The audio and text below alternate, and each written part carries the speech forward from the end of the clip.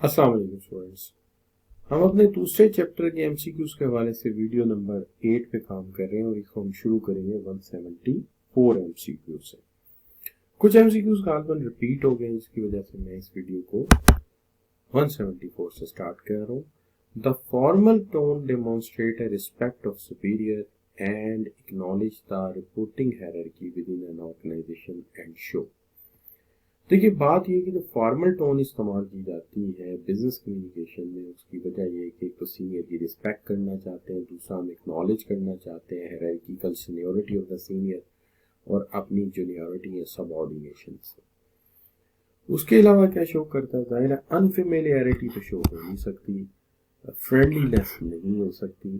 Friendliness क्योंकि informal नहीं है ये, और इनफॉर्मेलिटी भी नहीं हो सकती। Authority is a main thing which can be shown by all this. इसी से मिलता जुलता एक सवाल है, the nature of business message can be make them seem unfriendly and aggressive to those unfamiliar with communicating in business. वो लोग जो बिजनेस में कम्युनिकेशन को ज्यादा नहीं जानते या थोड़े अनफेमिलियर है, उन्हें ये थोड़ा अनफ्रेंडली लगता है। इसकी क्या वजह है? इसकी वजह भी यकीनन यही है कि हम एक अथॉरिटी जताना चाहते हैं और क्लियर करना चाहते हैं we have authority over this and seniors having authority over the subordinate. That is why. अब आप ये कह सकते हैं कि सक्सीसेंट भी है, लेकिन बहरहाल जहाँ आ जाती है अनफेमिलियरिटी की बात आ जाती है, एग्रेसिवनेस की बात आ जाती है, वहाँ सक्सीसेंट से ज़्यादा अथॉरिटी की बात आ जाती है। अब यहाँ तक सवाल है 176 का, the nature of business message can be make them seem inhospitable and aggressive to दोस्त न्यू।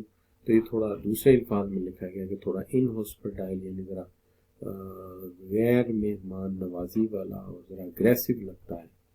उसकी क्या वजह? तो देखिए, उसकी वजह ये है कि हम यहाँ एक एक्सप्रेशन जो है वो कहते हैं बिकॉज ऑफ।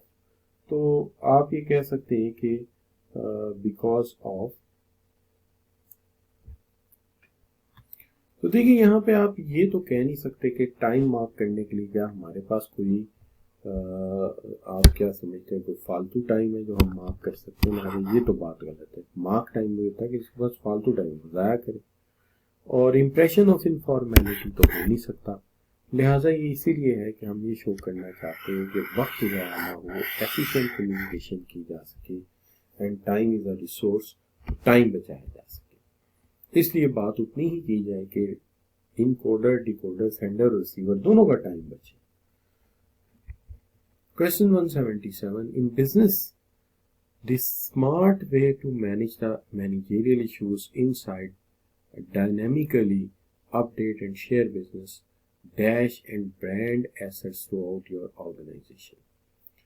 तो देखिए, बात यह है कि बिजनेस में स्मार्ट वे जो है मैनेजरियल इशू को इनसाइड मैनेज करने का, डायनेमिकली अपडेट करना और शेयर करना बिजनेस, तो क्या होगा कि a brand without your organisation with your throughout your organisation. तो हम मैनेजरियल इशू को मैनेज करने के लिए डायनेमिकली अपडेट करते रहते हैं और शेयर करते हैं। बिजनेस टेम्पलेट्स डॉक्यूमेंट लेकर आते हैं ताकि वक्त बचाया जा सके और थ्रूआउट द ऑर्गेनाइजेशन में इस्तेमाल किया जा सके। तो अक्सर उका टेम्पलेट्स यूज़ की जाती है। अब आपके यूज़ ऑफ इनफॉर्मल डॉक्यूमेंट तो जाहिर है वो तो यहाँ बिल्कुल सूट नहीं करेगा। Create new format every time, हर टाइम हम नया फॉर्मेट करेंगे, ये तो हो नहीं सकता। लिहाजा ये सेंटेंस यही बनेगा कि आप ये कहेंगे टेम्पलेट और कैजुअल इशू। ये कैजुअल इशू नहीं, फॉर्मल इशू है, सीरियस इशू है कि हम क्या करते हैं throughout the organisation inside dynamically update करते रहते हैं और शेयर करते रहते हैं टेम्पलेट्स ऑफ डॉक्यूमेंट्स ताकि लोगों का वक्त बचाया जा सके। 178. The primary objective of business communication are to build relationship, mutual trust, respect, loyalty, to confirm, to request, to pursue and to। एक रह गया चूंकि लिस्ट में आना चाहिए था, आपने पढ़ा हुआ है, and that is to inform. So this is the list. तो ये है कि this is to confirm, to request, to pursue and to inform. तो ये है इसकी लिस्ट में आता है। 179. There are simple tips, templates and example for writing good sales letters, but your letter result into aggression of perspective customer. आमतौर पे होता ही है कि हम लेटर और टेम्पलेट्स यूज़ करते हैं और सेल्स लेटर लिखते हैं, लेकिन हमारे लेटर का नतीजा ये निकला कि एग्रेशन ऑफ पर्सपेक्टिव कस्टमर, यानी जो एक्सपेक्टेड कस्टमर था वो गुस्सा कर गया। Which principle is not taken care, कौन सा ऐसा प्रिंसिपल है जिसका हमने ख्याल नहीं रखा। तो मुझे ये लगता है कि message is relevant and suitable to the audience. अगर ऐसा होता कि मैसेज रेलेवेंट होता और सूटेबल होता ऑडियंस के साथ, तो फिर तो बात बन जाती, यानी कि यकीनन इस बात का हमने ख्याल नहीं रखा। Point are in logical order, लगता है कि पॉइंट भी हमारे लॉजिकल ऑर्डर में थे, वजह बनी नाराजगी की। और फिर मैसेज अचीव इट्स ऑब्जेक्टिव, हमने शायद ये ख्याल नहीं रखा और वो मैसेज उसको बेमकसद लगा, उसने हमारा मैसेज ज़ाया कर दिया और हमें रिस्पॉन्ड भी नहीं किया। तो अगर हम इन 3 प्रिंसिपल का ख्याल नहीं रखेंगे तो जाहिर है कस्टमर तो अग्रेसिव होगा या प्रॉस्पेक्ट तो अग्रेसिव होगा। Question 180, the knowledge and skills based required for writing and preparing good message. This outline our audience technical knowledge is very helpful in using language, structured documents, strategies for making it more persuasive. It's support to understand.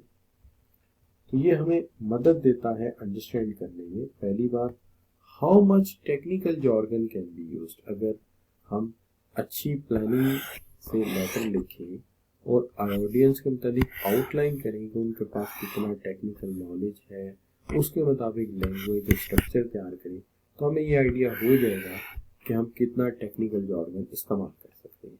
Making message more interesting for reader, हम reader के लिए ज़्यादा interesting message बना सकते हैं अगर उसके मतलब की बात करेंगे। तो सी में ए और बी की ऑप्शन है। डी क्या है, using document for more awareness about reader, नहीं रीडर के मतलब तो हमें अवेयरनेस पहले लेनी चाहिए, इसके लिए कोई डॉक्यूमेंट यूज नहीं करते, बल्कि डॉक्यूमेंट बनाने से पहले सोचते हैं।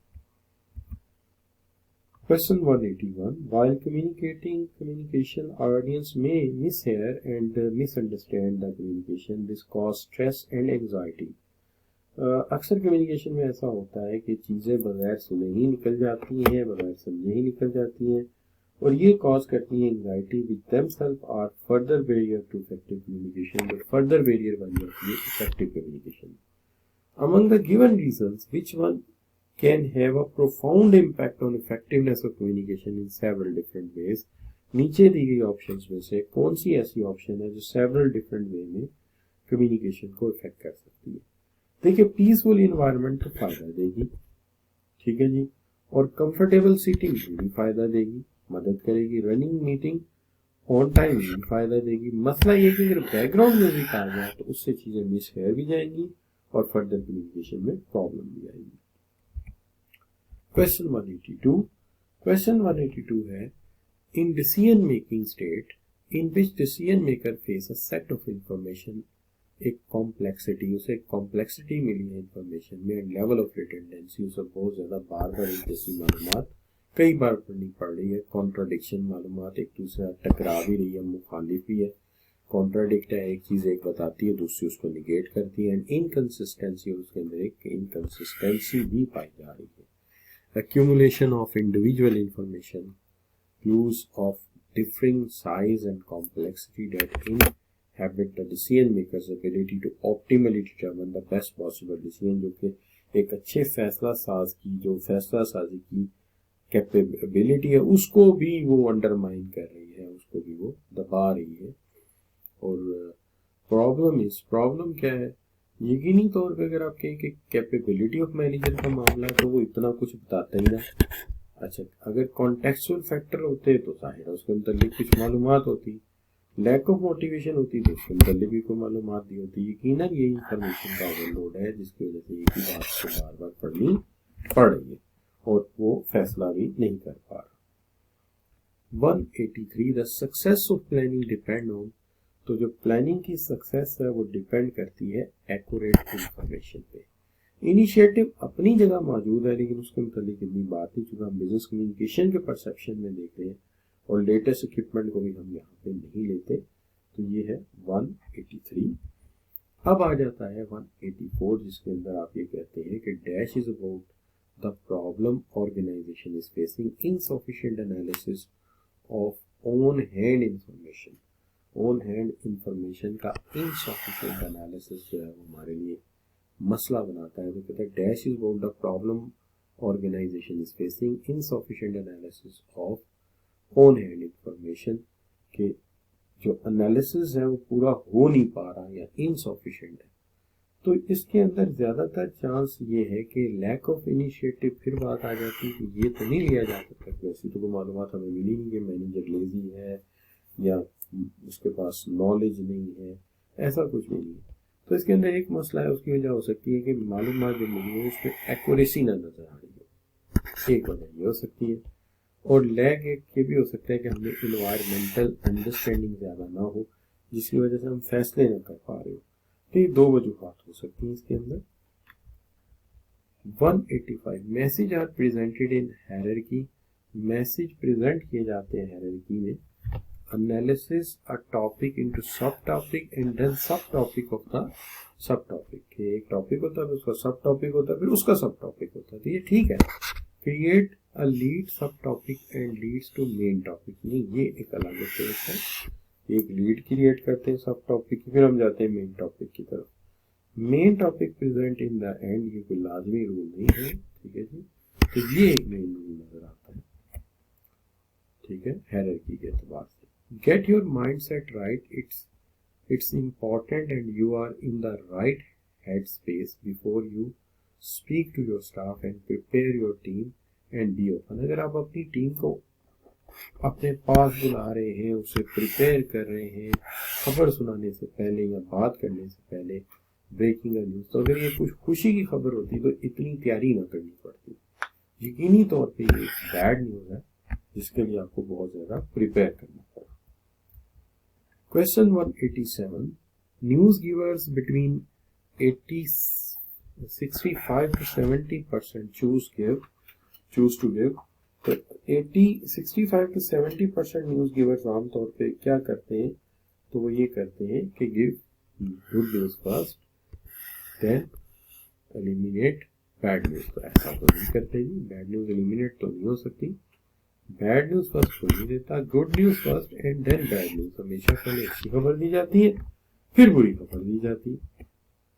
तो यहाँ पे आके हम ये वीडियो भी वाइंड अप करें।